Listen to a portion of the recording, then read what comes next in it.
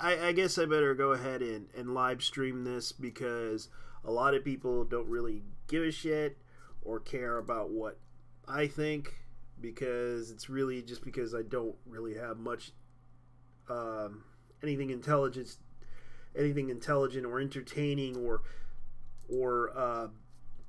a lot of people bring up Mystery Brand for a reason, and there's been a lot of YouTube videos about the Mystery Brand thing. Now, YouTube has been talking about this.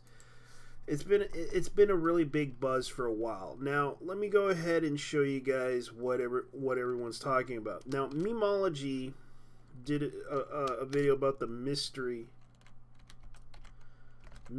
Brand website.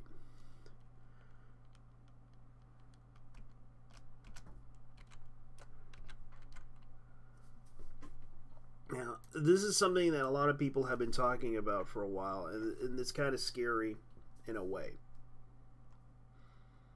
Now, a lot of people have been making videos about Mystery Brand and seeing how it was a legit brand. I bought Mystery Box brand and got scammed. Mystery Brand Challenge, not sponsored. Now, this is a new video. There's also other videos as well that talk about this.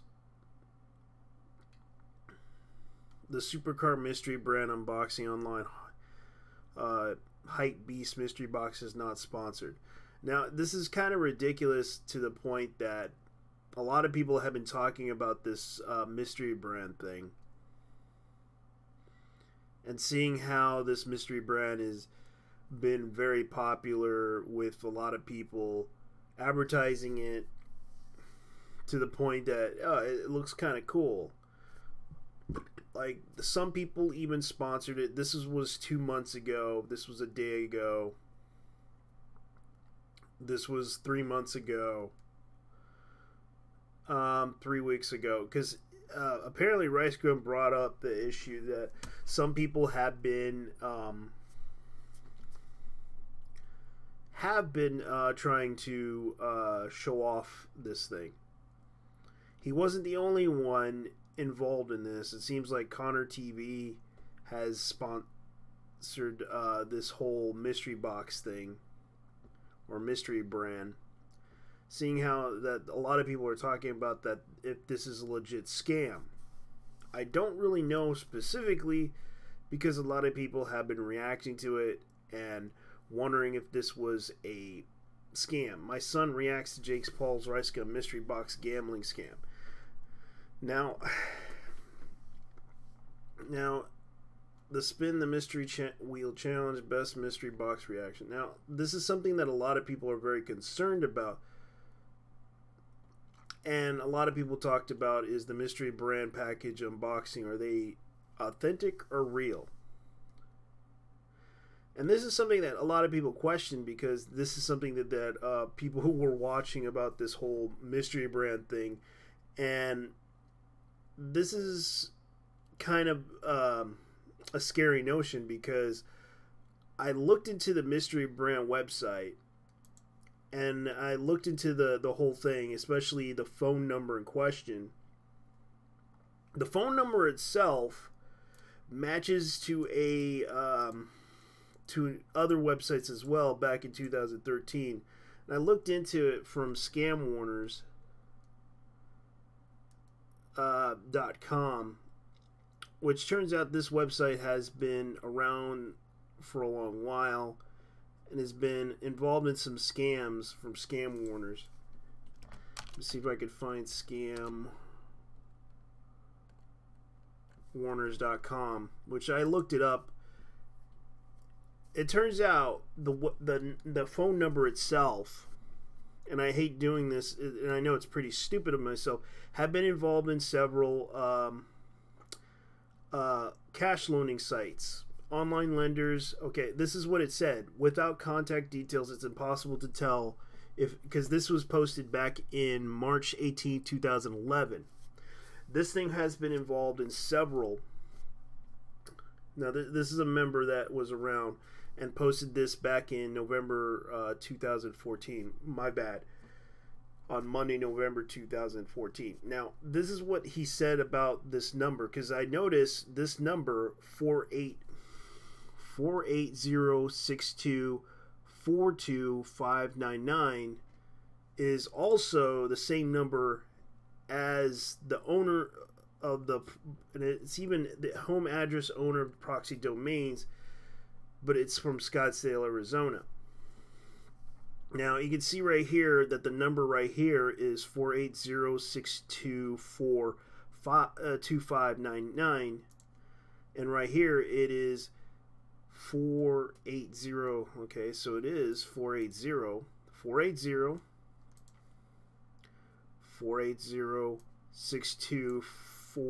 and apparently this website had the phone number in question has a history tracing back to Cashier.com, was registered by GoDaddy, and it was also registered by the same and you can tell by this email it was by Proxy Domain, same as this one, Proxy Domain, but it's in another name by Mystery Brand. And it's sort of strange though, because they don't give out the name, they don't give out anybody's ownership of the name. It's a private company, and this is by a website called Scam Warners, which is a common forum about talking about possible scams. Now it says right here, without contact details, it's impossible to tell the online loaner, even if it's registered to do business in the state or even located inside the U.S., do not do business with the lender.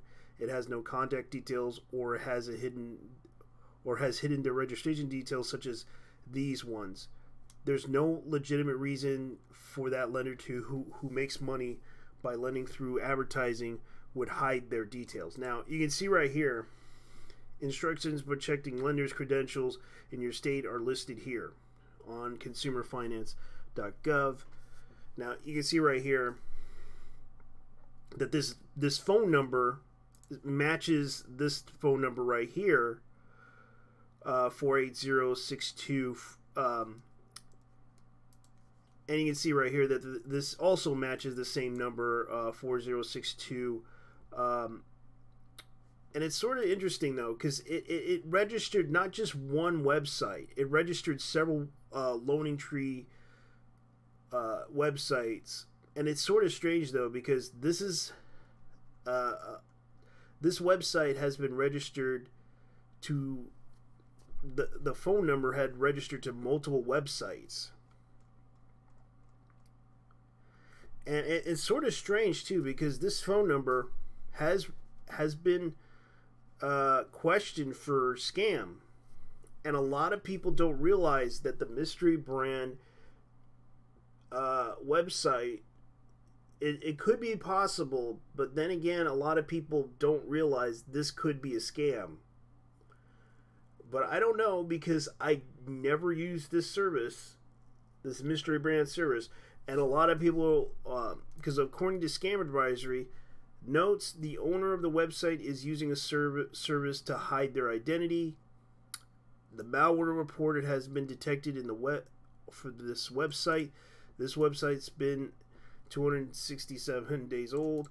The website expected life says 365, is relatively short. Now, some people suspect that this website is selling fake stuff.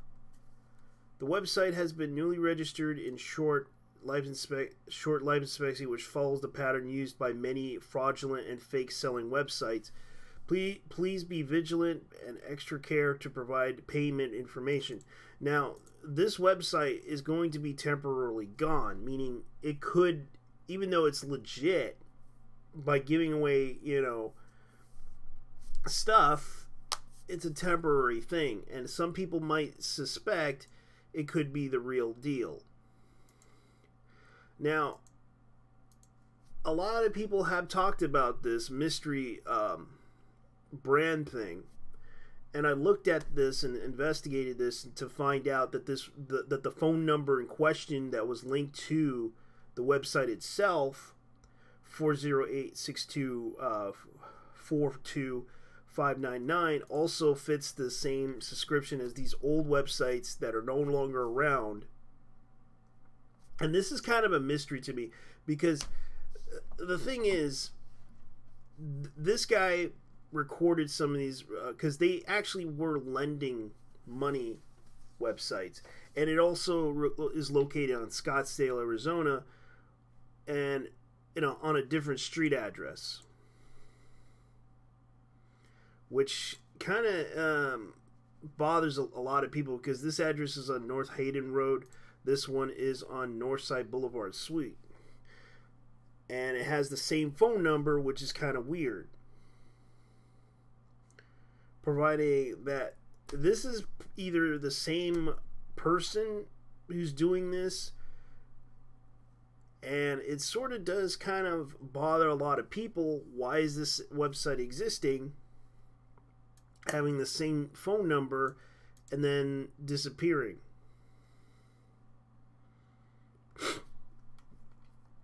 Now, it sort of does suspect that this could be a scam, and a lot of people are questioning this, because it sort of does, because the guy who said this on Terminator 5 on Scam Warners explained that without contact details, it's impossible to tell if an online lender is even registered to do business in your state, or even located inside the U.S. Do not do business with a lender that has no contact details, or has hidden their registration details, such as these ones. There's no legitimate reason that a lender who makes money by lending through advertisings would hide their details. Now, a lot of people are questioning this because of the fact that mysterybrand.net is possibly a scam. We don't know. Some people say that this is legit. Some people say it isn't. It sort of does kind of question whether or not that Mystery Brand is my first gold on Mystery Brand. Now, do I think that this Mystery Brand thing is okay? I don't know. A lot of people were questioning this issue, because I myself was questioning this, because it sort of does show that a lot of people are questioning the ethical concerns about advertising certain things, like, for example, BetterHelp. A lot of people were questioning a lot of stuff that happened over the years, especially buying into the hype of advertising something, because I know that a lot of YouTubers are more interested in making money, and I know that it's a business to them, because some of them live in their house, and some of them actually want to make a living off of YouTube, and it's understandable that they do advertise products to influence people or young people, and in hopes to make money, because a lot of you guys have been following these people for a long time and realizing, yeah, they're pretty cool, I like them. But the sad part is that sometimes when you follow somebody and they influence you into doing something, don't do it, because you probably realize there's some products that I like, and if a person recommends that product and it's worth, in a review or something like that, if it's worth it, I would buy it. But sometimes it's kind of the word of mouth type of thing, and I understand that the word of mouth, meaning a lot of YouTubers who try to do the Mystery Brand thing, let's put it this way, they probably would say if this is legit. Now, excuse me. Fake odds, Mystery Band's honest unboxing, not sponsored. Now, a lot of YouTubers have discussed this issue about this, because of the fact that even though Jake Paul is the biggest YouTuber, he wasn't the only one that done this. You can see that Don Gomez did this, and he said that it wasn't sponsored. There's other YouTubers who talked about the amazing Mystery Brand Boxing, Marco and Alvin, who made one month ago. There's also, and this was weeks ago, you can tell that, you know, Rice Gum made his point about this video, that he responds to the Mystery Brand controversy. He promoted gambling to kids, and I'm not gonna try to attack him for it, because technically he's right. He thought it was legit, and he got his stuff easily. But according to some sources, they didn't get their stuff as fast as possible, even though it was slow as hell and they had to pay for it. It was a huge problem. Now, a lot of people felt that this is something that shouldn't happen, but people are questioning this, and a lot of people are not liking this idea, because right now Rice Gum is being attacked, and a lot of people are questioning the whole issue with it. Now, let me see if I can find Ninja. Oh yeah, I'm gonna have to change the subject here, because I'm done with this subject, because this is kind of funny. It reminds me of the whole issue with Ninja. I'm gonna have to look up Ninja's Cringe Fest here. New Year's Cringe Fest, because it's funny. Ninja New Year's Eve, because we called it the New York Ninja Cringe Fest, which is kind of funny. I'm gonna look this up because this is funny. The quad cam is in. We can finally introduce the quad cam. Everyone, can I get a dab on 3? Jack, look at me. Jack, Ben. We have the quad cam going on. I want a quad cam dab on 3. 1, 2, 3, dab. That's it, dude. It's a quad dab. We made it happen. It's not a lot of movement over there. We have to keep the win streak going. I know. It's on me, dead, honestly. I'm aware. It's on me. I get it. So I have to ask you, sorry, unfortunately a business question.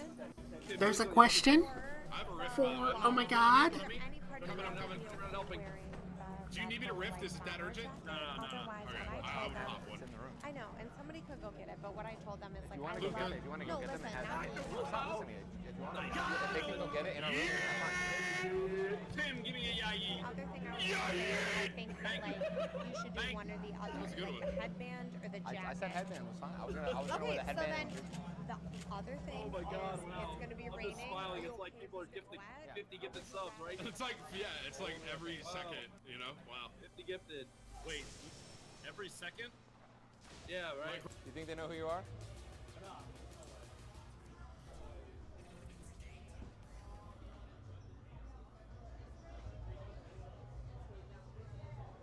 Yeah, it was like the most cringiest cringe fest ever. He waves at all the New Yorkers and tries to dab. You can see right here.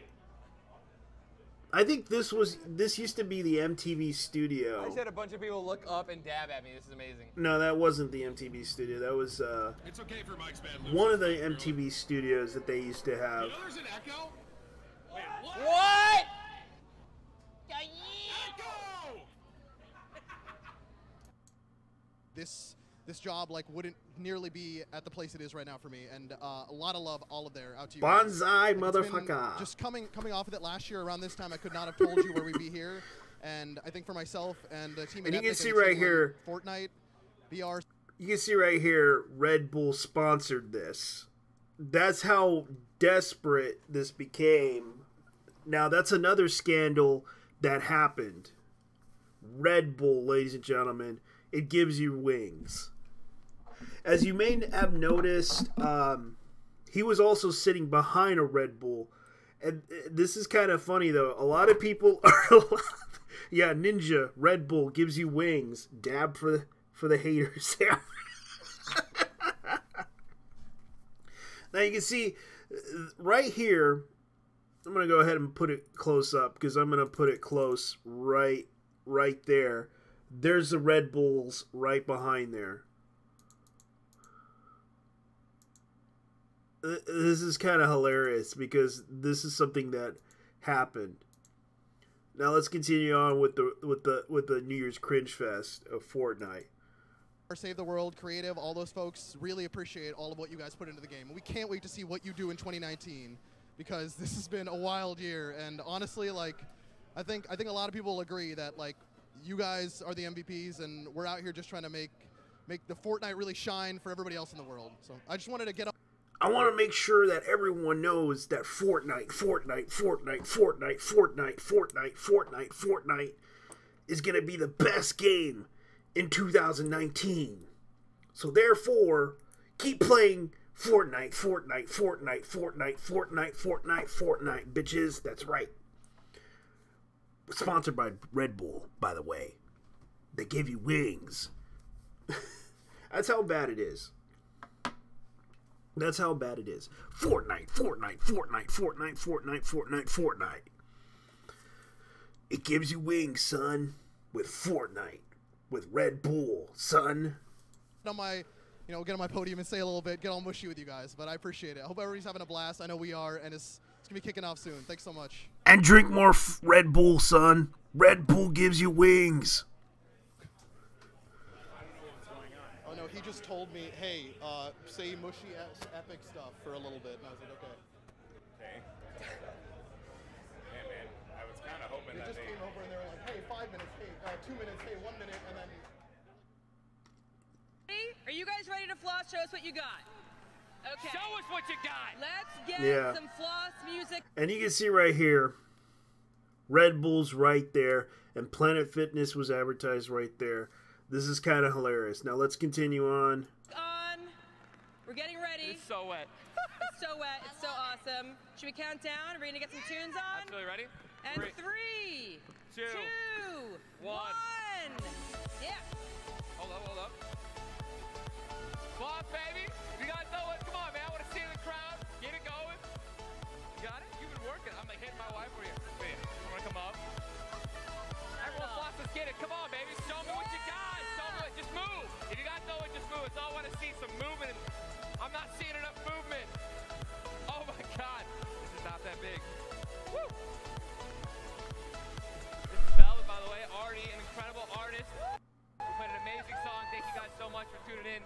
Awesome job, everyone. Thanks, Ninja. And all right, you guys, you actually have a live stream to get back to. I actually do. But real quick, I want to get a big picture with the crowd, if you guys don't mind. Do it up.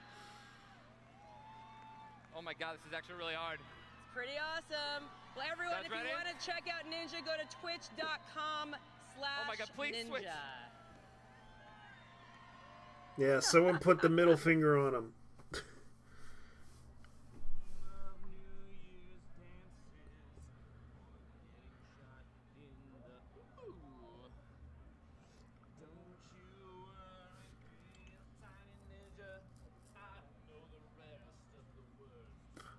Oh my God. That is why I'm gonna finish this lyric, and then me and Ben we're gonna get something.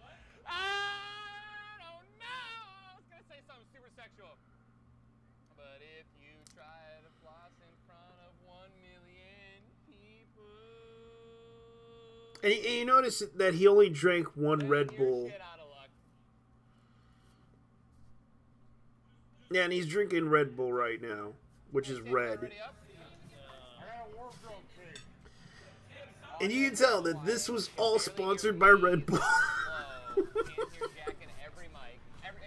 Everyone can hear you in each mic. I heard that. That's TOS. Wow. Tim said the F word. I've never said the F word. Wow. Hey, we're in After Dark. It's all good. Yo, Marcel just resub. Me too, dude. Me too. Marcel was invited. He didn't come. Wait, you're muted, Tyler. We can't hear you. And you can see the Red Bull.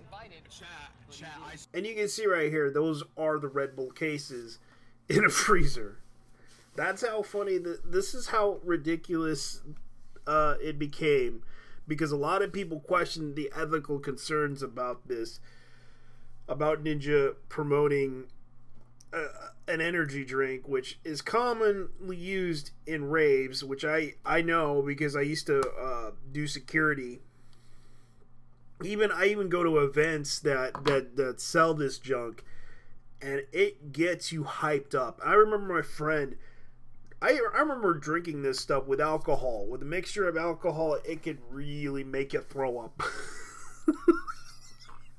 And this is something that I don't realize would happen, because Red Bull can give you wings. Sure it does. It just makes you get hyper. I said duck, not F. Marcel was invited. Wow. Colon in chat for Tim. Capital D colon. Yeah, that's what I said. Duck. Capital D colon. F word. I did not say the F. You're right. I did. F you, Jack. I'm not gonna say it again. Wow. Tim. You. Hey Tim, tell us how you really feel. When we're feeding each other cookies later tonight, Tim. Hold up. You know what? Let me switch to. I'm gonna win this next game with the Triceratops skin. Here it is. You guys can. It is literally a identical, perfect. You guys can see it. Can I get some? I don't even know. All the emotes in the chat. Spam it. You are literally. There's the floss. She's gonna floss me. Would you floss to me? This is it. This is what Times Square should have done, but didn't do. I'm just saying. Absolutely amazing. Thank you so much. Yeah, because no one gives a shit in New York. She's listening. Sweating. My job is to guard. Yo, who is this though? Stop. Ninja, stop. Stop. You know what, dude? I didn't want to have to do this to you, but I'm gonna do it. Last game. Later, Tim! Later, Tim! If you actually let me die, that will be the end of our friendship. Oh my gosh, bro! Please. Please. Oh god. That's just cringy as hell. 8, 7, 6, 5, 4, 3, 2, 1. Happy New Year, everyone. 2019, here we are, popping off into 2019. Fortnite Ninja New Year's. Let's get it. The greatest New Year's bash ever. That's the cringiest ever in New York. Yeah, that's how bad it is right now, ladies and gentlemen.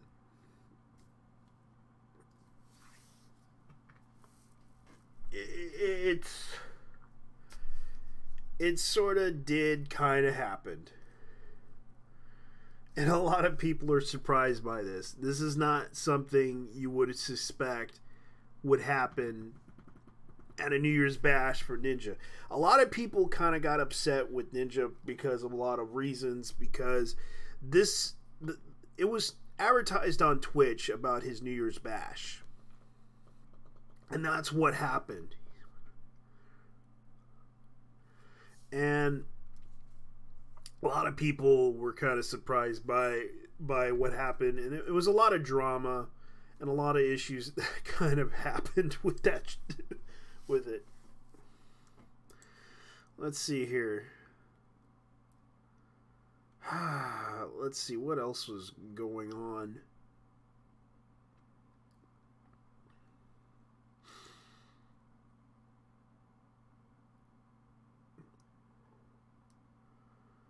Let's see.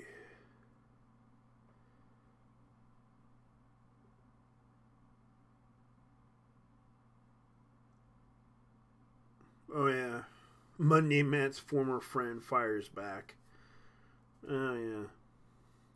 There's been a lot of drama with Monday Matt. I don't try to get involved in it because it's just so ridiculous and so stupid that people got upset with it. It became one of those little dumpster fires that happened.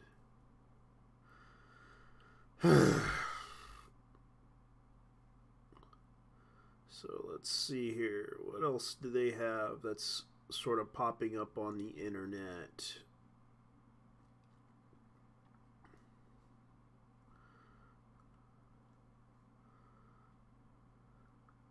Oh yeah. Yeah, Star Control Origins DMCA'd by Spyro Dragon devs on Steam. Let's see, what else is there?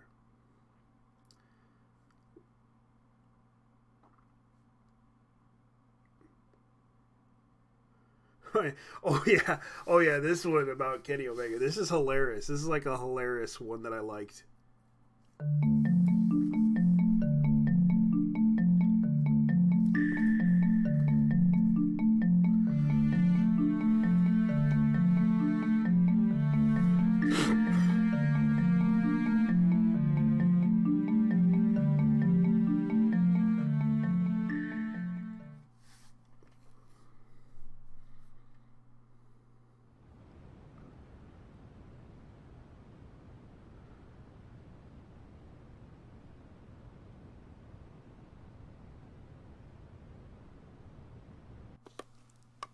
これやりたい。買って。ケニーで戦うんだ。まあいいけどさ、棚橋の方が強いんじゃないの？うん、ケニーが一番強いんだよ。ケニーが勝つんだ。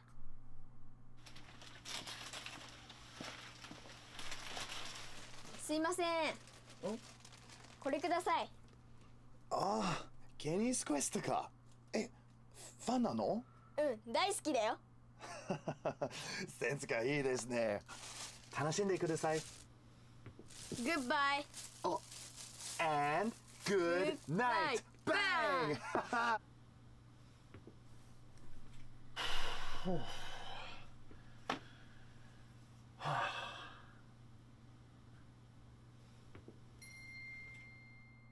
ただいま。よーし、やるぞ。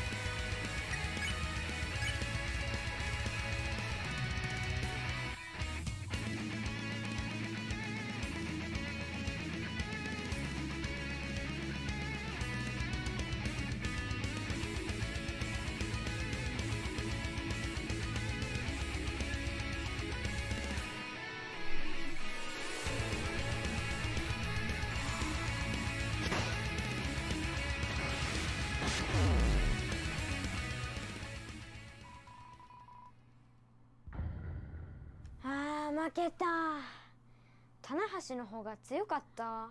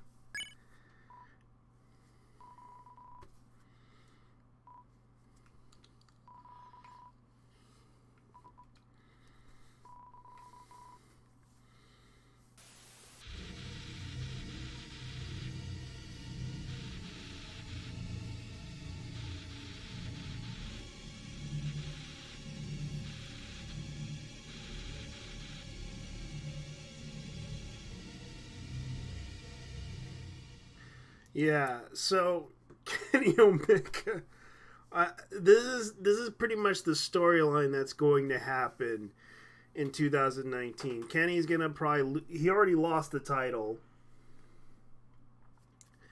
He already lost the title the first time, and he's gonna come back and try to do it again.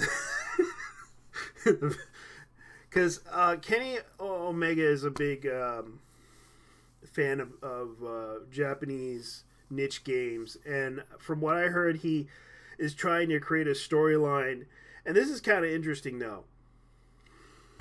Let's see what's going on, because I keep getting messages.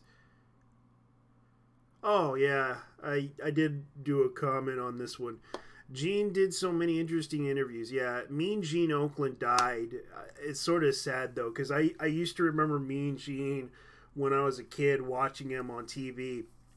He would always do those interesting interviews with all the wrestlers, and even though he always tries to, you know, stay cool and calm and try to interview them, even if they try to insult him, he would always, you know, put in a word in there and surprise you.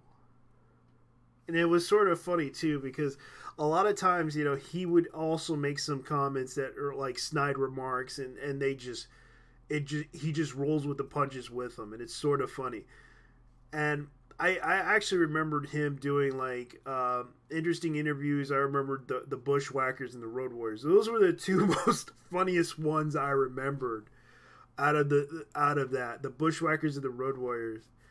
And there was also the one where he was on a cartoon show, which I remember, the Hulk Hogan's Rockin' Wrestlers, which was on Saturday mornings back when I was like, I think 3 or 4 years old. Remember watching that when I was a kid. But speaking of which, Kenny Omega is creating a story behind this, where he's going to go up against Takahashi, who is a veteran in his own right, because he's been in New Japan for a very long time. Has been known outside of other countries as he is a really good wrestler. But Omega, you know, he's just a young upstart from Canada who a lot of people respect, because he actually is a really good wrestler in his own right, because he actually, you know, put in the work and put in the time and effort and did a lot of, you know, interviews and such, and explained to everybody that he had the utmost respect for the business of working in New Japan. And surprisingly, you know, he's creating this storyline where, yeah, he's going to lose, but I have a feeling he's going to come back again and do it again, and then try to reclaim the title that he lost, because he lost the title the first time and now wants to come back again and beat Takahashi for the title, because he has been known to have the title then lose the title. That's what Kenny Omega was known for. But I understand that Kenny wants to, you know, at the utmost respect, work in the company that he really loves doing, because he's well known in Japan. In the US, he's just, you know, indie circa Kenny, who's the cleaner. A lot of people like him. Now, I'll show you what I'm talking about Kenny Omega. Like, Kenny's a bit of a funny guy when you get to know him, when he does these little weird the cleaner entrance. Let me see if I can find it, because it's sort of funny. Let me see if I can find that video of him.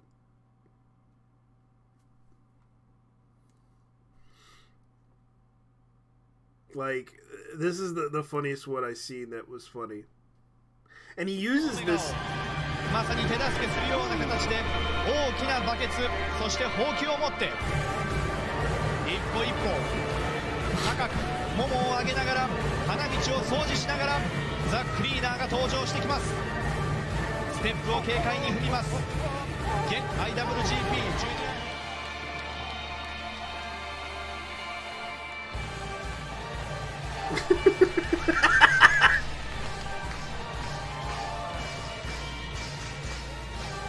学校の掃除が始まるみたいな感じでね、不良どもが変なのいろんなものを担いできたみたいな感じになってますね。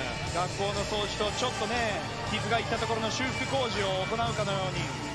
And you can tell he was using a video game intro for this, because from what I heard, he plays a lot of video games and he does a lot of jokes aside from it. Like, a lot of people don't realize Kenny Omega versus a 9-year-old. Like, I don't really take... Yeah, let me see if I can find the 9-year-old girl in question, because it was sort of the funniest match ever. And I actually watched it. I thought it was hilariously funny.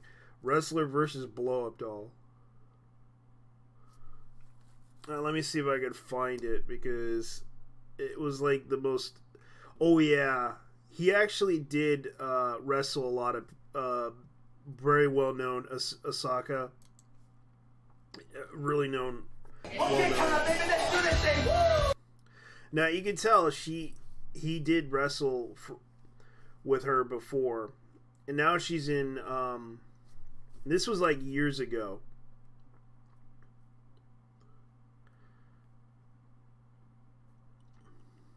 Kenny Omega has been known to have wrestled with a lot of people,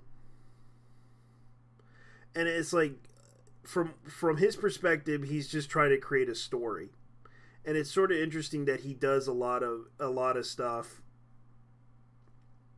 that it's kind of hilarious. He does this because it sort of does show the amount of talent he has as a wrestler to put up with a lot of the stuff that he took. He takes a lot of shots and a lot of stuff that it's sort of funny.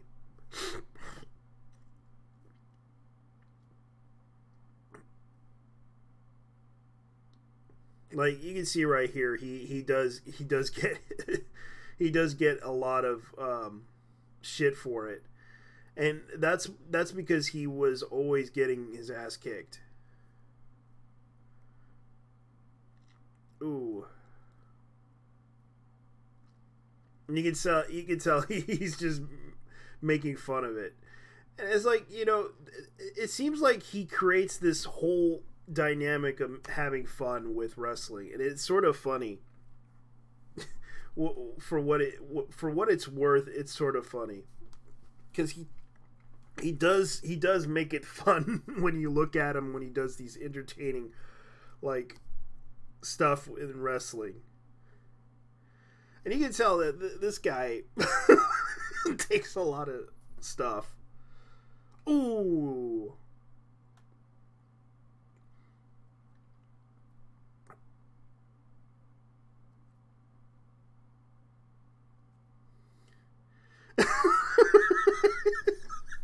You know, you can tell oh my god, he just mooned somebody.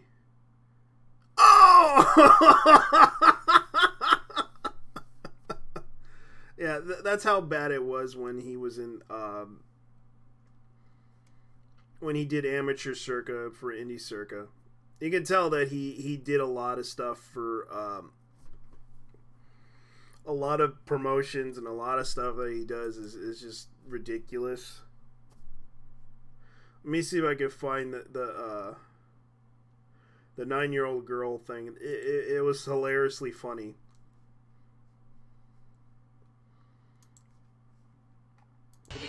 Hi. さあ、はるかの入場です。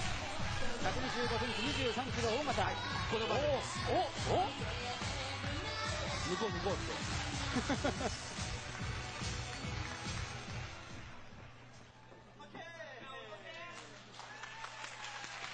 この後 DDT の両国大会がありますから、そうですね、飛びますからね。ダブルヘッダーですね、この人。はい。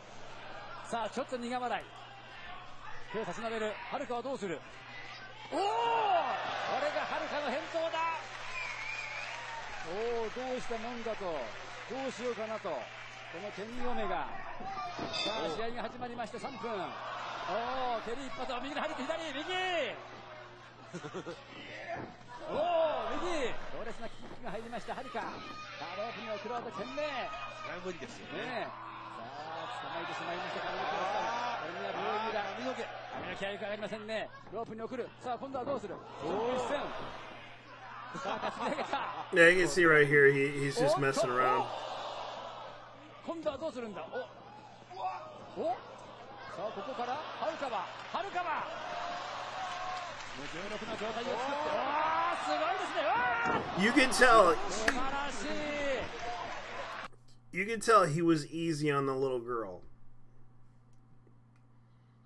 Right in that whole position right here. Because he was like... Let me see if I could get this into the... normal speed here. Let me go into 75 here. You can see right here in slow motion.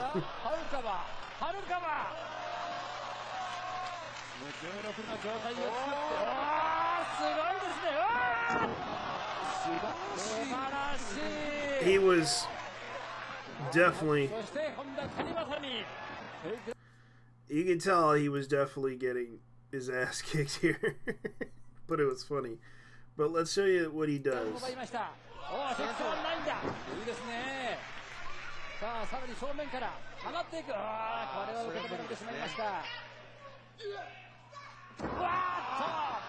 Backbreaker.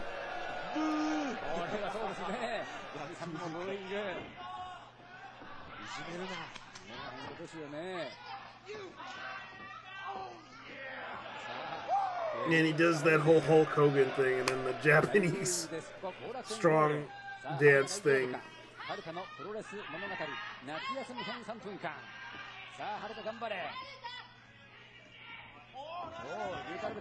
Ooh. And luckily the kid wasn't hurt, according to him. Ooh.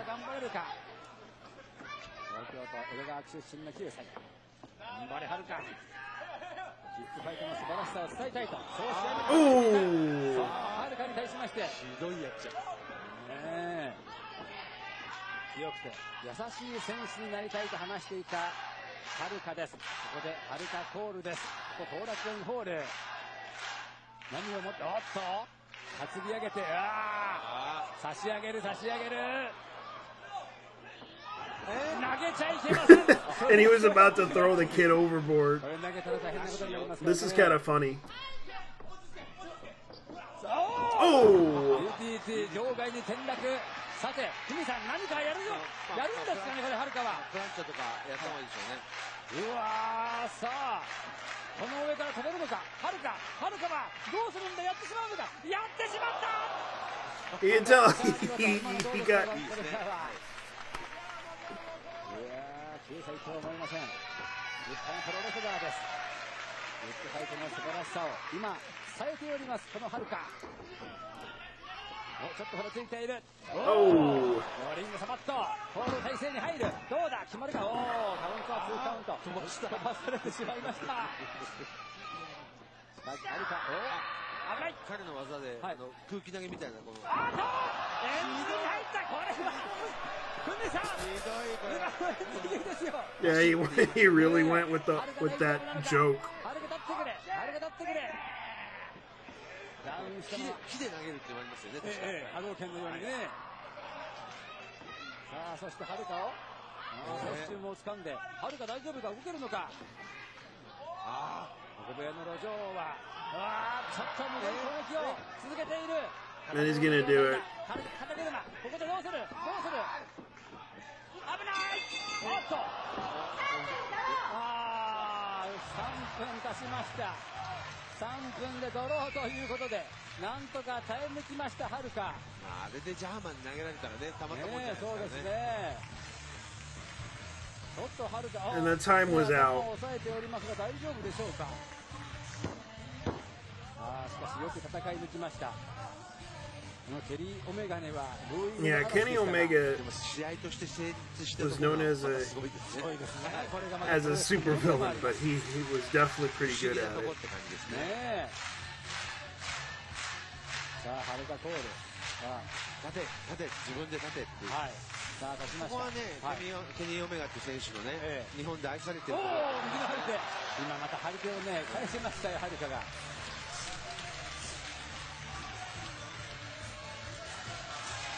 どう対処したらいいのかという表情のケニー・オメガ。ちょっとしょんぼりしております。 You can tell by his face that he was just acting in a different manner. ケニー・オメガどうしたらいいのかとこんな表情。そしてはるか立派な3分間でした。You can tell, like, this is kind of how it is in Japan, because he was always the funny guy, and it's sort of funny that Kenny Omega does this stuff. Now let me see if I can find out the wrestler versus the blow up doll one. Let me see if I can find that one.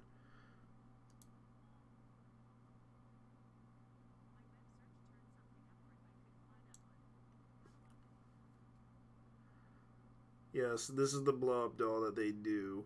It's sort of the most ridiculous thing that they do. It's a tradition in Japan, in the DDJ. And that is Ibushi right there. Ibushi, it's his partner from Golden Lovers. It was sort of like the funniest thing to humiliate him, because they did this as a joke. They did this as a joke. It's sort of like one of the things that they do to train wrestlers is to learn how to do this. And it was like, ooh. And you could tell that they were trying to use Hulk Hogan as a joke, because this was something that back then, you know, it was sort of like the biggest joke ever. Let me see if I can find...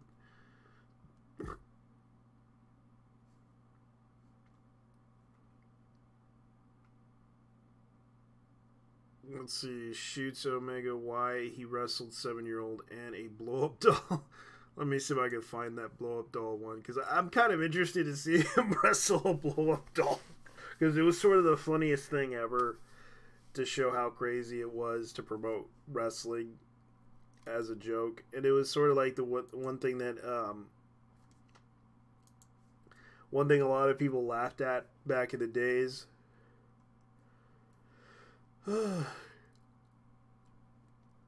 Now let's see if we can find it, because I'm pretty sure he has done a lot of matches in the indie circuit, Ring of Honor, and other places, and it's sort of funny though, because you can't help but laugh at him when he does a lot of these wrestling moves and everything, and you couldn't believe when he fought the 9-year-old girl,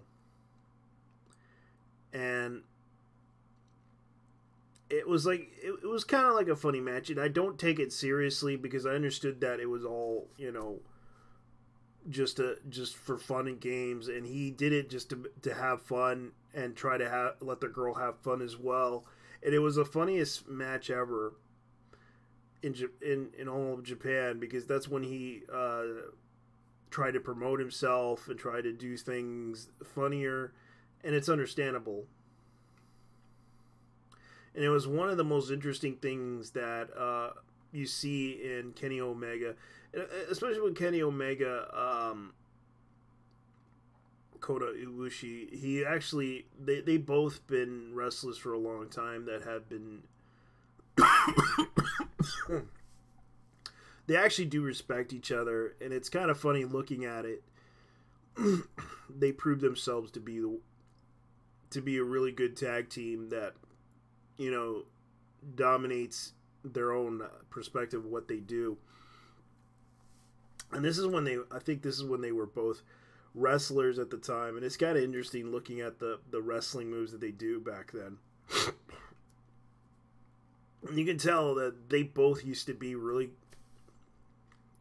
great at what they do, both skill-wise and everything. And they both wanted to do this in the DDT.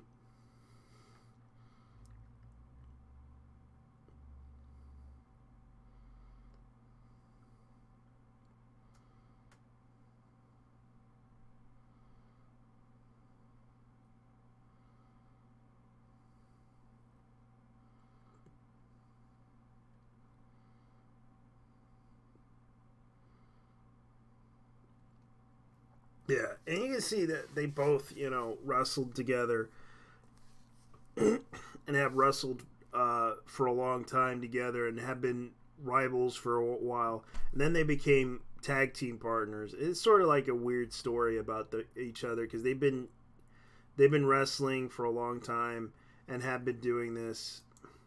And I think it's kind of interesting looking at what they do back then is kind of interesting because you can tell that Kenny, ooh, that really, yeah. And I heard from a lot of people like his inspiration is like the Ultimate Warrior, and it's sort of like he does this this stuff. Like his main inspirations are like many other wrestlers in the past. And it's kind of funny that he does this stuff like the Hadouken thing. Like he tried to pull off a Street Fighter thing. And it's kind of funny.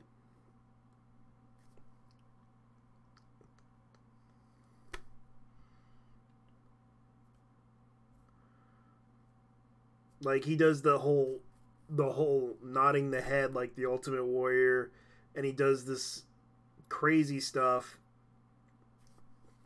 But, you know, after seeing what he does when he went to Japan, you could tell that he evolved and started to learn and started to make himself well known in Japan and worked his ass off to do what he loves as a wrestler and putting in the hard work, especially with his friend Kota Ibushi.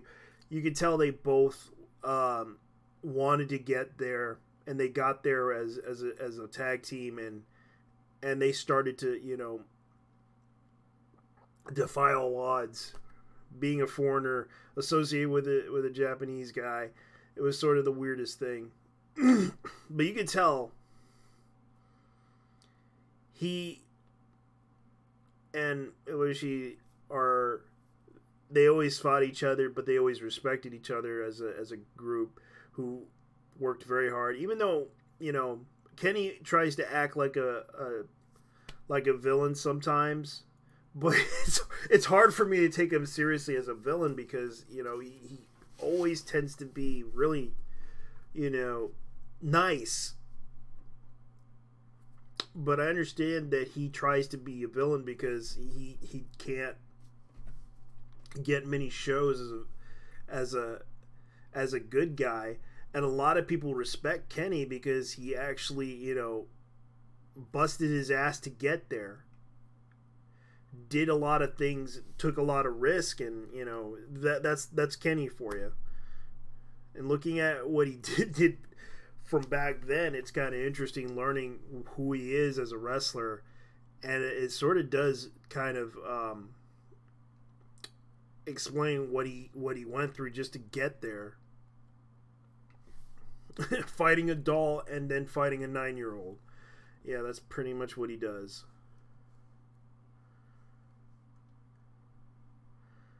Ooh, that's pretty cool.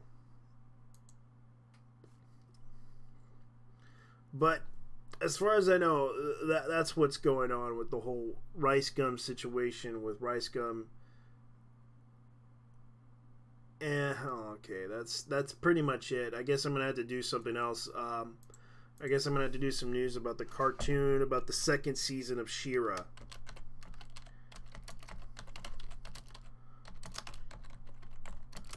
Let's see. She-Ra, Princess of Power is due to release date. Now, now a lot of people are talking about the second season of She-Ra, which is no surprise. She-Ra, the Princess of Power second season on Netflix. We'll be back for a second season, which I did watch the show. I don't really have a problem with it. I thought it was an okay show. It's just the one thing that bothered me was they used the same plot line from the Avatar, and that's what bothered me about this whole thing. Especially when you try to use the plot line from Avatar, the story of Koda, whatever her name is. It was a bad idea because She-Ra in herself was original. She wasn't, you know, like generation after generation, there's another She-Ra, there's another She-Ra after another She-Ra, and then another She-Ra. It's kind of stupid how they try to relate that story and try to use the reincarnation aspect of She-Ra when there was only one She-Ra.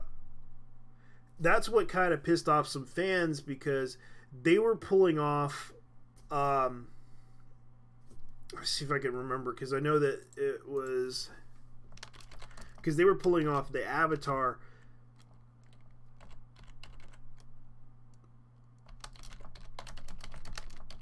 The Legend of Korra, which I didn't like The Legend of Korra for one reason, because they borrowed the plot line from The Legend of Korra, where they try to bring up this generation after generation thing. How much you want to bet they're going to use the same stuff in The Legend of Korra, which I was kind of upset, because the first season was okay.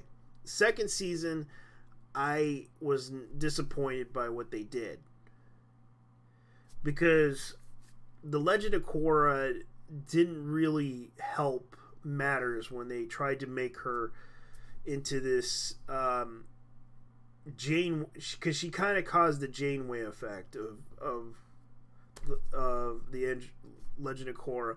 In this one, they're doing the exact same thing, borrowing part lines from the Avatar Legend of Korra, and that's what bothered me when I watched She-Ra the Princess of Power, because the original Princess of Power, it didn't do none of that stuff. Basically, He-Man and other, and was linked to her in some way, because they were both brother and sister, and it was sort of an interesting story. But it's a shame that they're trying to, drive a wedge away from this, and I'm kind of like, I don't really think I like this, because the way they did it was they try to borrow the plot line from the Avatar Legend of Korra, and they try to do this in a way where in the storyline she meets up with the so-called teacher, which was like an AI program, and she had to talk to figure out how to unlock her powers. And of course she had to do it by, well, let's just say she had to learn like within a year. It would take about several years, and she didn't have enough time to do it, so she basically said, screw it, I'm gonna go ahead and because she didn't want to, she didn't want to lose her friends, which is understandable, but they did it in a way that kind of does the whole Korra Legend, the Avatar Legend of Korra type of style storyline, which is not very original, and it kind of upset some fans in a way, because I really felt that the She-Ra was more than that in a way, but instead they kind of made her into this reincarnation of another character after another character after another character, like in the Avatar, and they just borrowed that and screwed up the universe of that. And a lot of people felt that the second season of it, and I don't blame a lot of people for it, but doing that kind of makes people question this reboot. Like, as much as a lot of people felt that the second season's not worth it. Unfortunately, She-Ra, Netflix are yet to announce an animated series that will be coming back in the second season. She-Ra, the Princess of Power, debuted on Netflix on November 2008 with 13 episodes available to stream online. Each episode runs approximately 24 minutes, meaning the fans can binge more than 25 hours of She-Ra action. Now, there's some clues to suggest that She-Ra, Princess of Power, may return for a future season. However, the original 1985 version of the show ran 3 seasons, racking up 93 episodes during the 3-year period. Rebooted version of the series follows suit. There were plenty more She-Ra action to come, and the cast of American Horror Stories and American star Amy Carrero, 30, has a wealth of experience acting in children's TV and her CB boasting roles, including Disney's Elena the Aviator and Cartoon Network's Levels Up. Suicide Squad stars Karen Fukunaga also landed the role in an animated reboot of She-Ra, playing the role of Glimmer. Other notable actors involved in the project is Lonely Bones, AJ Macheka, 24-year-old actor Kingston John. Whether any other season of the cast will return to the second season yet will be announced. Now, I can only tell you that I really don't know what to say about this. Other than that, some of the old fans were disappointed. Some of the old fans were like, it's okay. It wasn't the best, but okay. It's not like... I can understand that this was something that a lot of people felt was a really good storyline. But I really felt that they could improve on it. Especially the animation. I noticed that the animation wasn't that good. Because there was some mistakes, especially I can understand the budgeting of it and everything. And what they were doing to promote this show. A lot of people talked about the fact that that PR-wise, and I had to agree with them, that the PR team who created this were pretty much stupid. They don't know what to do. They pretty much thought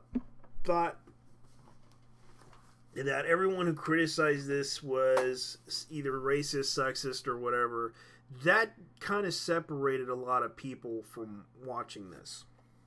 PR-wise, the PR failure of trying to get this show to be really good, to attract fans and make people understand what was going on with this show, it kind of made a lot of people question what they were intending to do with this show, because it just didn't seem like they were doing anything fun or anything interesting per se, because PR was the bigger reason why some people were turned away from it.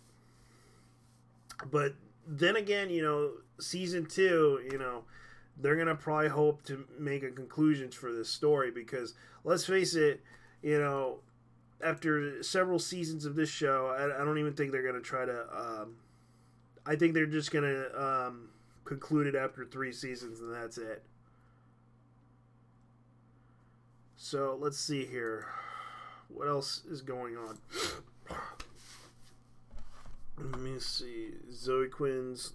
Oh, yeah! Zoe Quinn released her comic book, and they're going to do another one.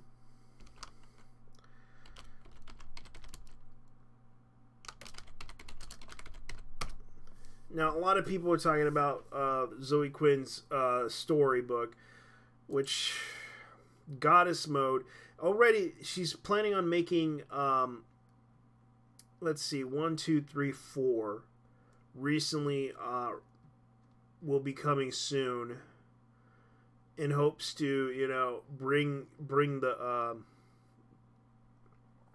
out an interesting story. Now, you can see right here, it's only 4 issues, and they haven't really, decided to make this story into a really big deal, other than the fact that you were trying to promote this story as a really good idea of a cyberpunk type of storyline in the future, and talking about resistance and all that other shit. Now, a lot of people, a lot of comic book writers are... Alright, Zoe Quinn's Vertigo comic is the Black Mirror episode where Elon... Let's see here. Where Elon Musk wins. You gotta be fucking kidding me. Like, Elon Musk is the supervillain of the universe. Oh yeah, speaking of which, that reminds me of something here. There was an episode... Netflix... Oh yeah, here it is. I remembered this one. Netflix. Okay, Netflix drops.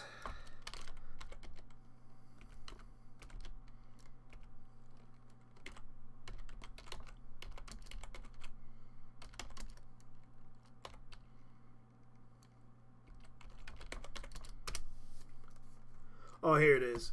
Netflix drops Hassan Hussein's episode of the Patriot Act. Now, this is no big surprise. Netflix drops Hassan Majir's episode in Saudi Arabia's government's request. No joke, they did this.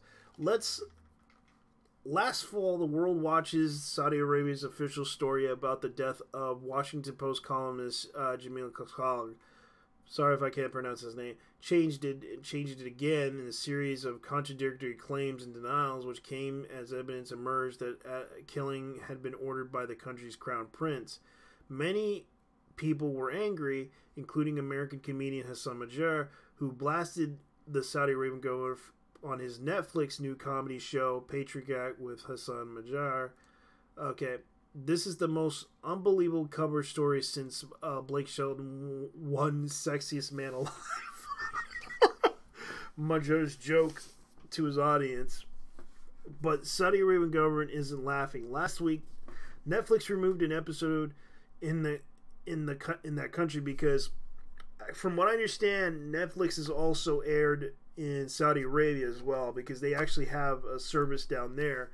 And from what I understand, they also have it in the United Emirates. Right now, Netflix has been branching out in a lot of other countries right now and have been trying to get into Asia, which they already are in Japan.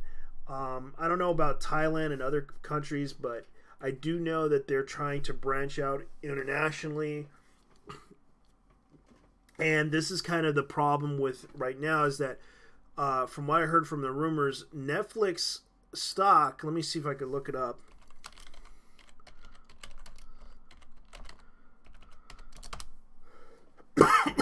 Is doing okay, but after hours it's not doing so well. Now you can see that they're slowly peaking out positively and it's worth a lot of money right now. They're slowly peaking out, but they may be dropping sooner or later. Let me check to see what's going on here. Last week, Netflix removes an episode in the country as Financial Times reporters responded that the Saudi regulators cited the law prohibits production and preparation, transmission of storage material impinging public order, religious values, public morals, privacy through information network computers. In a statement, NPR Netflix spokesman said, "We strongly support artistic freedom and removed this episode only in Saudi Arabia after we received a valid legal request and completely with local law." The episode was posted to the show on YouTube page, which reportedly is still accessible in Saudi Arabia. Google, which owns YouTube, didn't immediately respond to the question about whether they heard about it in Saudi government. Now, I'm going to go ahead and show you guys the episode, but I'm going to do it, stop right there. I'm going to go ahead and put the speed at 1.5 and show you guys what this was all about. When we last left our hero, Crown Prince Mohammed bin Salman, the Saudis were struggling to explain the disappearance of journalist Jamal Khashoggi. They said he left their consulate safely. Then they used a body double to make it seem like he was alive. At one point, they were saying that he died in a fist fight, Jackie Chan style. They went through so many explanations. The only one they didn't say was that Khashoggi died in a free solo rock climbing accident. They'd be like, we all know it was Khashoggi's dream to summit El Capitan. But is El Capitan in Yosemite National Park? No. El Capitan is in our consulate in Istanbul. According to news reports, the CIA concluded that MBS personally ordered the killing. In response, Germany, Denmark, and Finland all stopped selling arms to Saudi Arabia. I know what you're thinking. Denmark and Finland were selling arms to Saudi Arabia? That'd be like if your grandparents came up to you and were like, listen, we're no longer touring with the Black Eyed Peas. You'd be like, Nani, you were touring with the Black Eyed Peas? Does taboo talk? No, he doesn't. European countries halting arms sales is really just a gesture because Saudi Arabia buys the majority of its weapons from the United States. But now, some members of Congress are saying our government should take a stand. If you want to keep MBS, that's your decision to make, Saudi Arabia. As long as you make that decision, you're going to have a hard time with me. There's a new sheriff in town. Okay. All right. How many times do you think Lindsey Graham practiced that in front of the mirror? He's like, come on, Lindsey, let's go. Hey, Lindsey, come on. Hey, there's a new sheriff in town. God, no, that's not it. Come on, you going on handy? Hey, man, there's a new. Hey, Muhammad, there's a new sheriff. Muhammad, hey, Muhammad, sheriff time. Hey, Muhammad, hey, Allah, sheriff time. God damn it. But Lindsey Graham's Wild West cosplay didn't go very far. An official statement peppered with exclamation points. The president wrote, "It could very well be that the Crown Prince had knowledge of this tragic event. Maybe he did, and maybe he didn't." Trump is so ready to give MBS the benefit of the doubt because of the arms deal, but the benefits of that deal aren't even clear. You may remember a thing we did here last week about Donald Trump and the Saudi arms deal that was originally going to create 40,000 jobs. But then every time Trump talked about it, he jacked up that number. It's 450,000 jobs. It's 500,000 jobs. 600,000 jobs, maybe more than that. I think it's over 1 million jobs. He's saying the arms deal will help create over 1 million jobs, yet Reuters says it will only create hundreds. So let me get this straight. Our range is from hundreds to 1 million. Trump is boosting numbers like he's LeBron James in South Beach. Not one, championships. Not two. LeBron, tell us about that. Not 2, not 3, not 4, not 5, not 6, not 7. It was 2. It was exactly 2. 2. And this first. The potential jobs are at defense contracting firms like Raytheon, Lockheed Martin, and Boeing. They supply weapons to Saudi Arabia that are being used, you guessed it, in Yemen. And now, Yemen is at risk of mass starvation and famine. An estimated 85,000 children have already died of starvation and disease. I know it's bleak, but there's been some progress since the last time we talked about Yemen. A few hours ago, the leader of the Houthi rebels announced that he's ready for a ceasefire if the Saudi-led coalition also wants peace. But even that progress comes at a cost. While there have been calls for a ceasefire, that isn't as good as it sounds for Yemeni citizens. When we hear ceasefire, we may think, the war's coming to an end. But I think for a lot of the combatants, when they hear ceasefire, it's kind of this urge to get things in, to maximize gains. And by get things in, he means Saudi has increased its bombing since talk of a ceasefire began. Come on, Saudi Arabia. You don't have to treat the ceasefire like it's last call at Senor Frogs. There will be other places to bomb, I promise. Look, I realize America has been complicit in humanitarian crises before. All presidents do evil shit. But at least they're vague about it.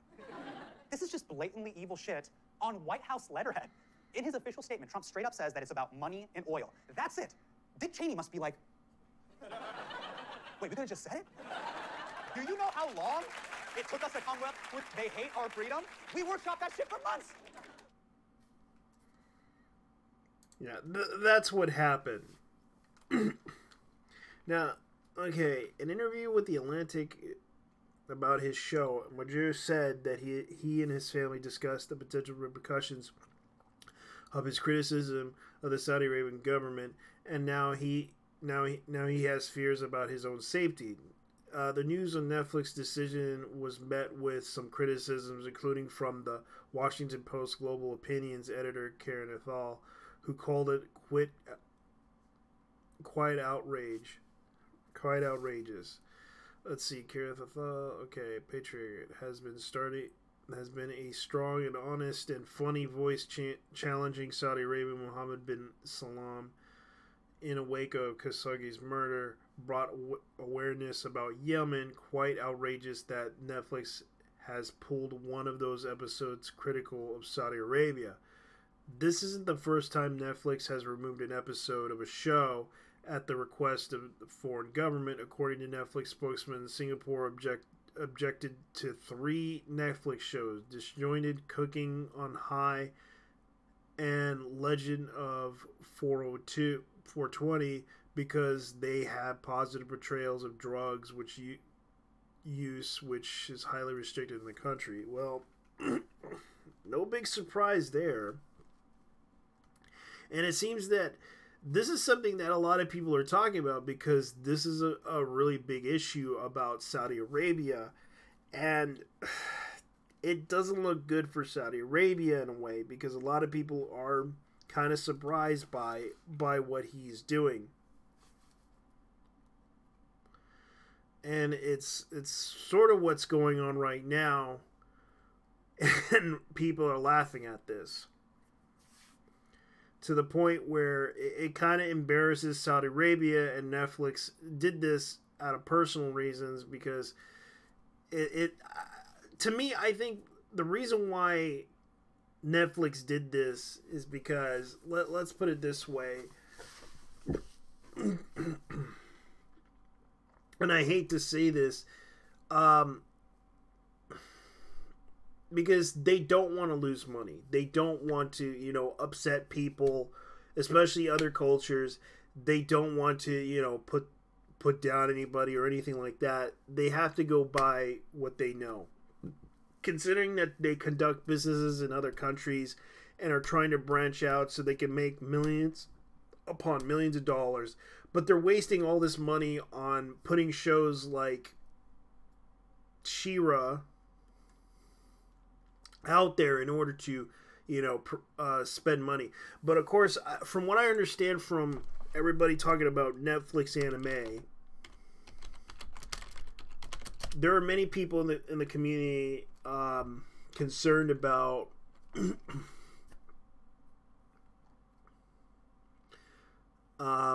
Netflix, because a lot of people are talking about Netflix and what it's gonna do.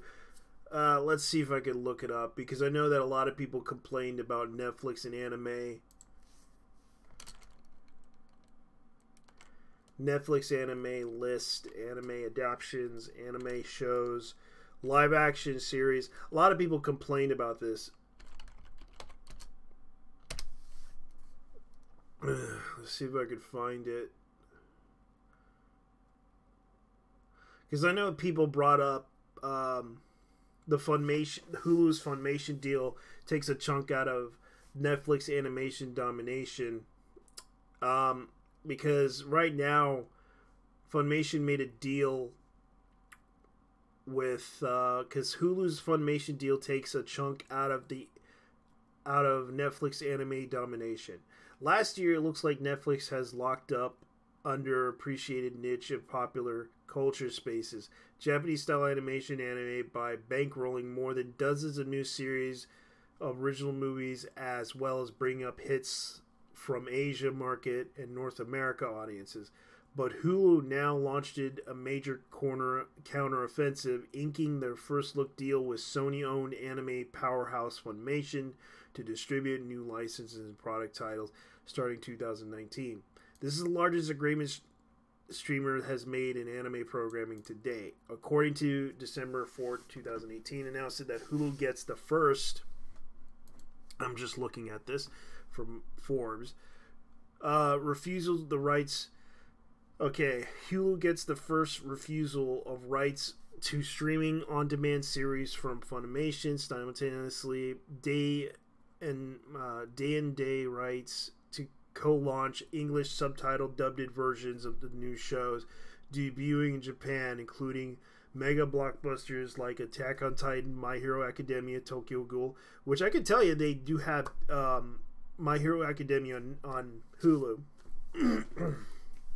A new partnership does not affect the current selection of Funimation shows on Hulu, which it will continue to be available on service as it comes after this year, after Sony Pictures Television acquires the animation company for $144 million, which is true because they bought out Funimation for a while, and Funimation terminated its distribution agreement with streaming platform Crunchyroll, which a lot of people were upset with Crunchyroll because they spent all this money to a animation company, which a lot of people are upset about. Let me see if I can look this up.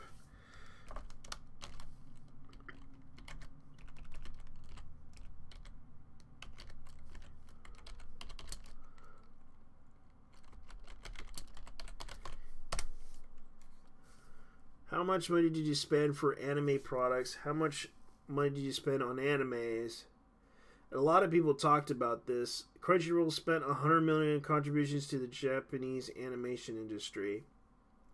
Crunchyroll does not deserve your money, rant. Crunchyroll Reddit. Now, let me see if I can look up the Hollywood Reporter. Crunchyroll's $100 million, and this is back in the second of 2011. Japanese anime, $100 million.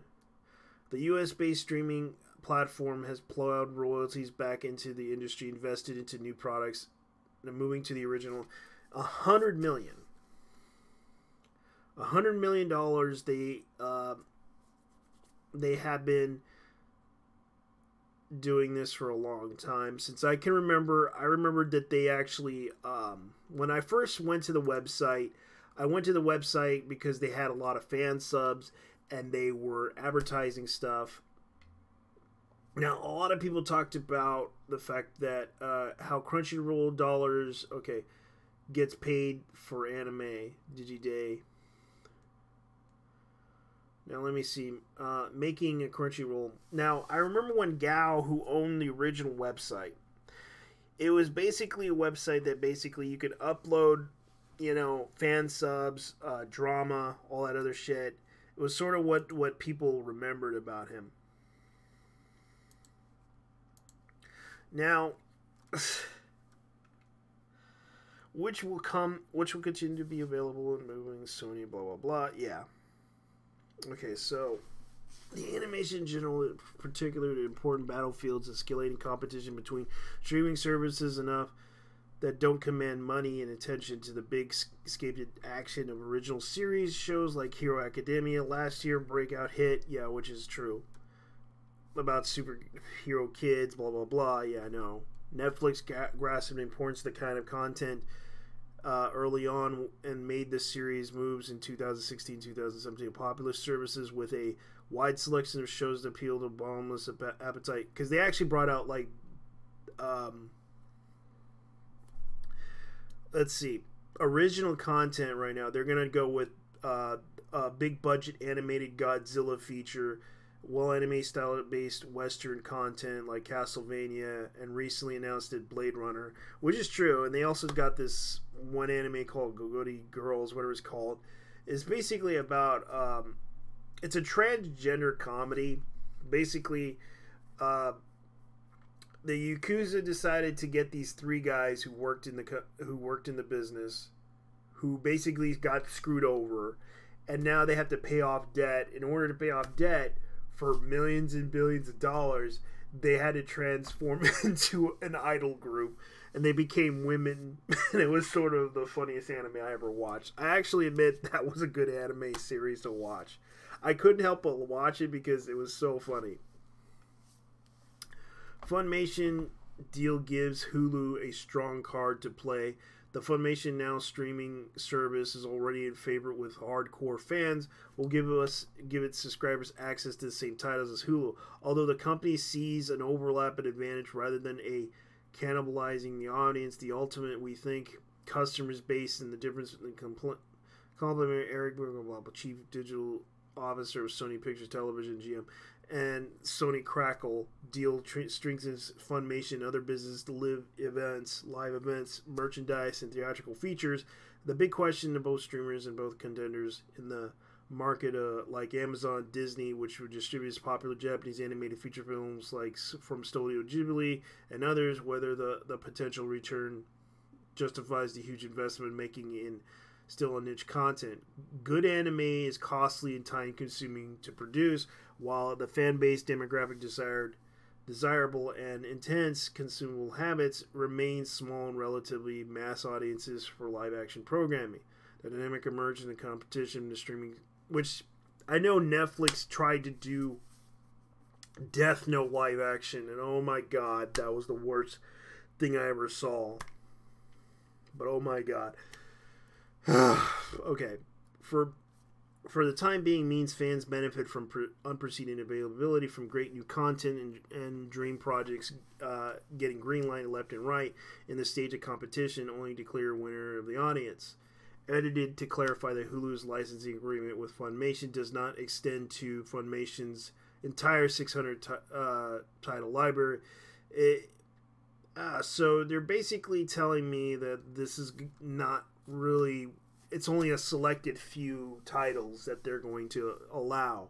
I know that Manga Entertainment did a deal with Hulu to show some of their titles by a certain contract date and take them out whenever they can. And I know this because I've seen some of their titles, and some of their titles are limited and short. Because I know Manga Entertainment has had a lot of titles until they were bought out. Now, a lot of people got upset because they spent all the money on an animation.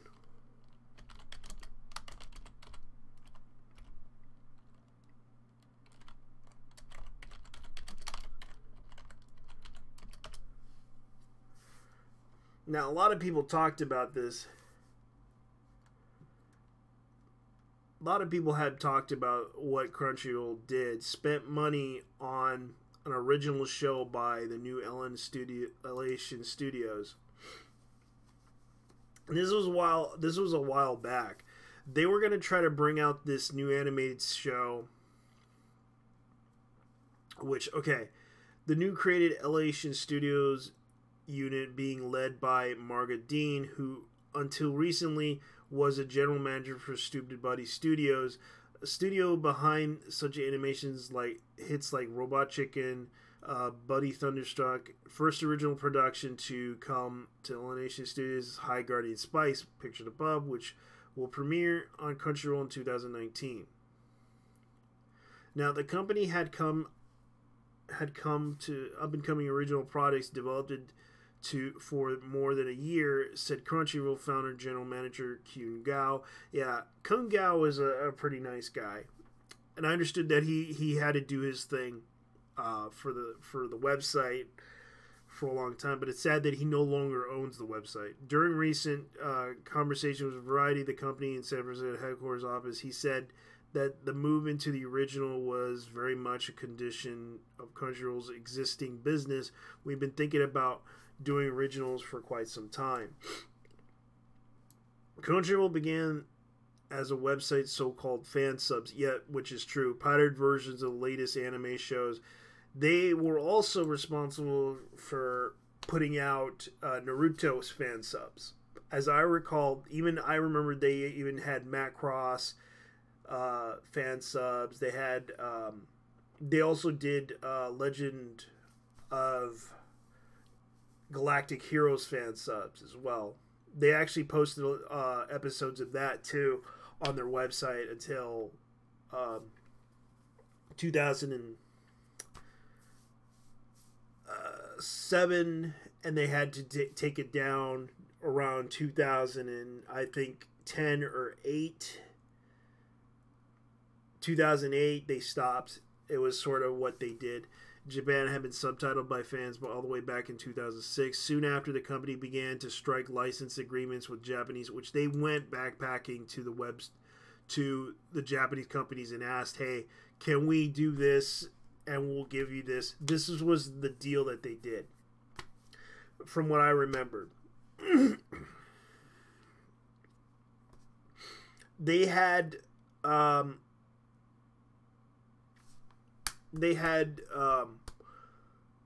from what I understand, they paid a lot of their staff a lot of money when they introduced that service, and that service actually saved their asses because they were about to get sued, and the Japanese companies were like, okay, we'll give you some shows, but under the conditions that you give us this money, and we'll forgive you for that. Because he had to go to Japan and talk to these people. And I remember this was something more recently. Crunchyroll started to co-produce Japanese anime productions to turn over 50 shows a day. We already the biggest co-producer of anime content globally. Gao said to date, Crunchyroll paid Japanese rights holders more than $100 million, and the company now has over 1 million paid subscribers and over 40 million registered users. But while the Japanese anime has turned Crunchyroll into a niche streaming service story, it has also limited the type of stories shown in the service. Anime continues to be a domestic product in Japan, but Gao said Japanese animators producers their shows first and foremost for Japanese audience, addressing the Japanese sensibility. At the same time, Gao and his team started to notice a growing group of fans on the service who were honoring their own animation skills, and we're seeing creators grow up on the platform. He said now the company wants to give some of those new voices a form of producing their shows. Worldwide audience said their perspective is more global perspective. And that's what they're trying to do. Now, Hard Guardian's Spice concept art, Hard Guardian Spice shows about 4 girls who are honoring their society's skills at the High Guardian Academy and began created by Rhea Rodriguez, who previously was a character designer on Amazon's Danger and Eggs show, supervised and director of... Let me see what this Dangers and Eggs is, because I have no freaking clue what Amazon is trying to do.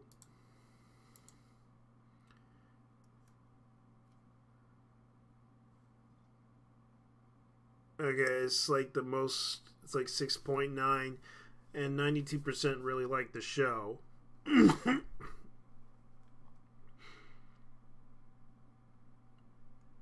Okay.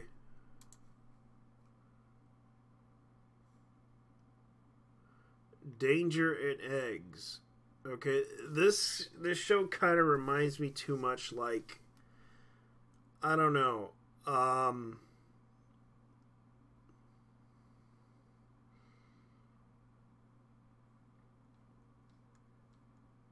the art looks okay.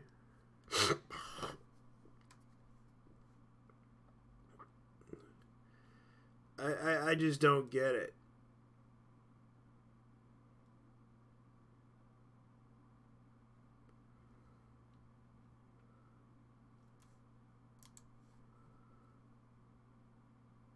And this is the group of people who premiered the show.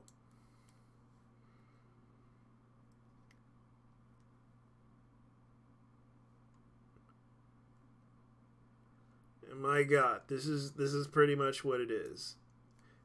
The show was supervised by director Adu Pandon, director of the Animaniacs. Okay, that's fair enough. Director of the Animaniacs. The art style of High Guardian Spice combines with the anime influence with untold story. Unique perspective by Sadine. Rhea teams had been... I don't know if that's misspelled sad or said. And this is Variety, ladies and gentlemen. Rhea team has been inspired by the work with and can't wait for fans to see what we have in store for them. Elation and Crunchyroll aren't the only ones investing in the original. Netflix in particular, it has invested into content before from Japan as well as the markets, including recently announced in Mexican anime Seis Manos. Let's look what that is. Let's look at what that is about.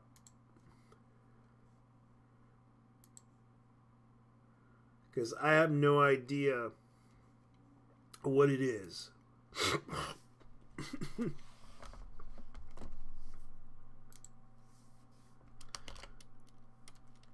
Alright, let's look what Sailors Mananos, whatever the heck it is. The an anime. Let me look at what it is. Because I'm kind of curious what this...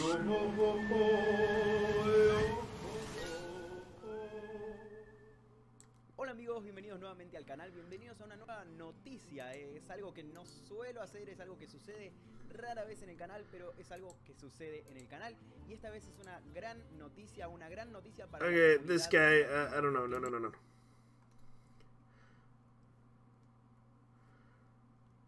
Let me see what this is all about. Because I'm kind of... It's a working title.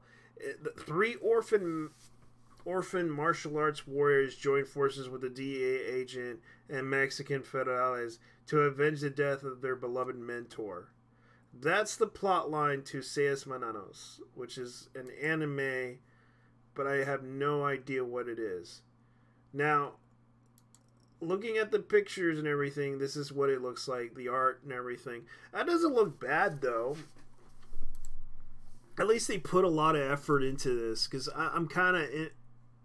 Seis Manos, or I can't pronounce it right. The art style looks kind of good.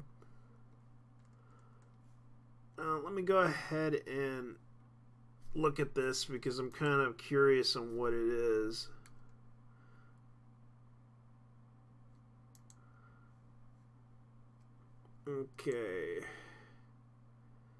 Okay, this art style looks like something that you would see from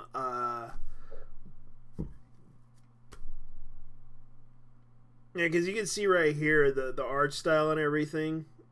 It looks like the animator for this was from the Boondocks.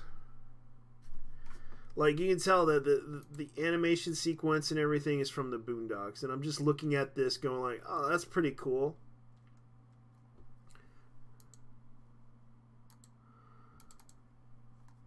Because I'm a bit curious about this because it's like,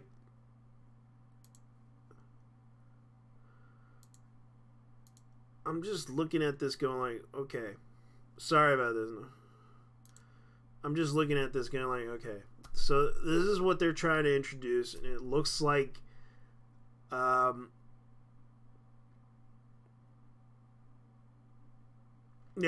this looks like the Boondocks.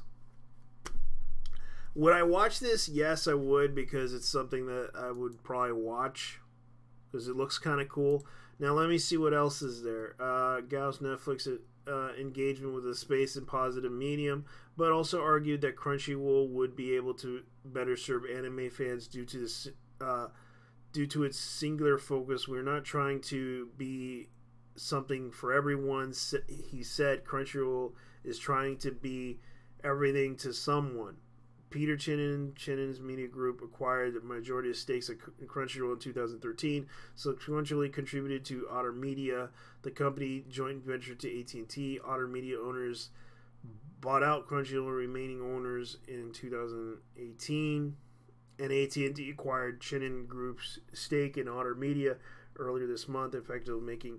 They also... Otter Media also owns, I believe... that other streaming service which everyone uses, VR, whatever it's called, VRM, if I'm mistaken, VR, if I can remember correctly, BMR or something like that, VMR.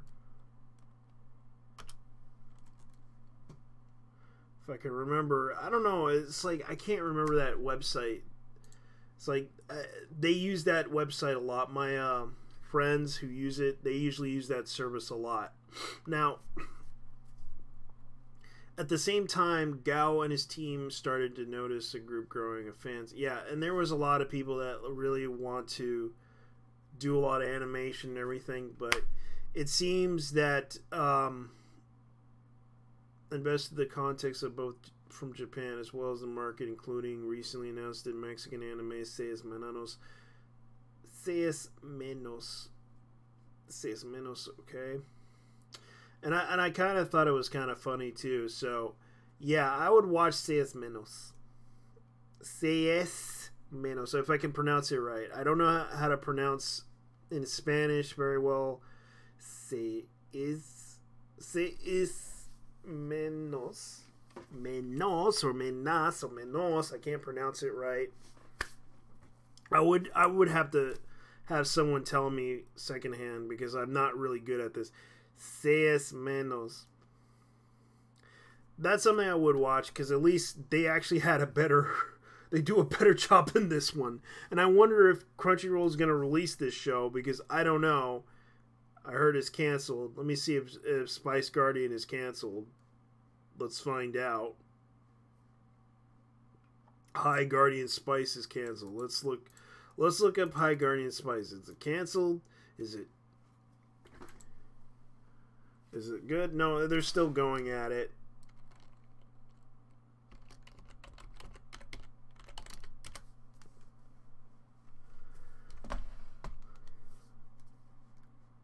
Let's see here.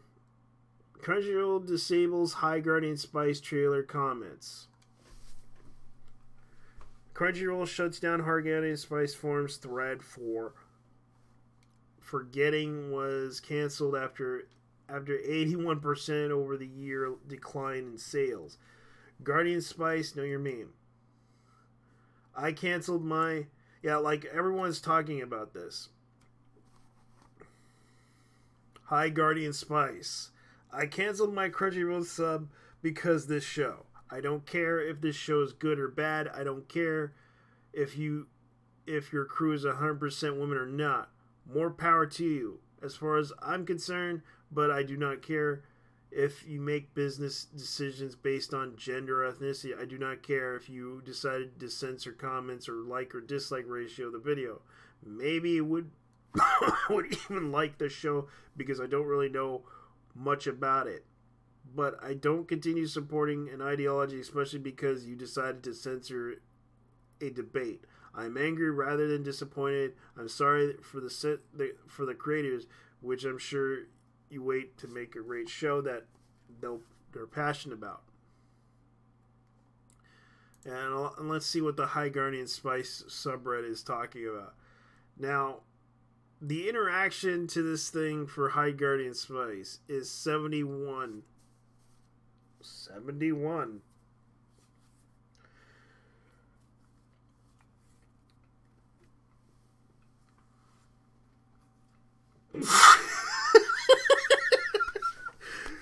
The subscriber base for this thing and the audience is not that great. I'm looking at this going like, the subreddit seems to be quiet and dead at this moment. Here's some new info about High Guardian Spice. More has come out about High Guardian Spice, including but certainly not limited to a potential release date. A lot of the renown about this show with an undercut and tattoos. He was not told which is which, so I cannot tell you. Sorry. His name was missed. PE/weapons teacher, a bald monk in Tibetan monk-esque robes. Redbud, a potions and botany teacher, a lot like... Yeah, so it looks like there's not much interest for this show. And it kind of shows a lot of people are kind of sad about this. Now, let me see about the Discord. I'm kind of curious about the Discord because I wonder what the Discord servers looks like right now. And then I'll just leave because, okay. 12 online, 31, no thanks. I'd rather just leave the Discord server. So that's how bad it is right now for the Guardian Spice Discord server on Reddit. So it looks like that this whole thing is going to be dead. There's not much interest for High Guardian Spice, it looks like, and it's sort of funny. And I'm kind of surprised by this because this is something that a lot of people are talking about right now. And that's how funny it is.